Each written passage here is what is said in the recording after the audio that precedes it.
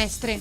Comportamento violento e pericoloso, rimpatrio coatto. Per un 30enne tunisino responsabile di maltrattamenti in famiglia e atti persecutori. L'uomo, senza fissa residenza, nulla facente con precedenti per reati di spaccio in territorio mestrino, era stato fermato nelle scorse settimane dalla polizia e accompagnato al centro identificazione ed espulsione di Caltanissetta. A far scattare il provvedimento è stata la compagna, oggetto di percosse da quando era in gravidanza, per tutelare se stessa e la figlia. Ma l'accompagnamento al centro si è rivelato difficile perché il 30enne ha continuato a minacciarla anche da lontano, facendo lo stesso anche con gli operatori del comune.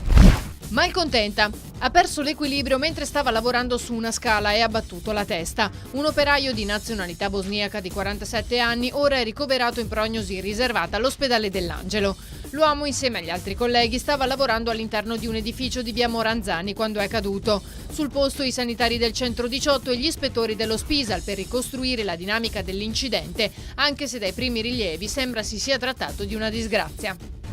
Jesolo. Semina lo scompiglio tra le vie agitando un bastone, colpendo le recinzioni di alcune case e gridando frasi sconnesse. Una volta individuato l'uomo, un 31enne conosciuto in zona, la pattuglia di polizia ha cercato di avvicinarlo per tranquillizzarlo, ma lui ha iniziato a correre in mezzo alla strada tra le auto. Poi, sfinito, si è seduto al lato del marciapiede, lasciando cadere a terra il bastone. È stato quindi portato in ospedale per un accertamento sanitario e poi trasferito nel reparto di psichiatria a San Donà. È stato denunciato.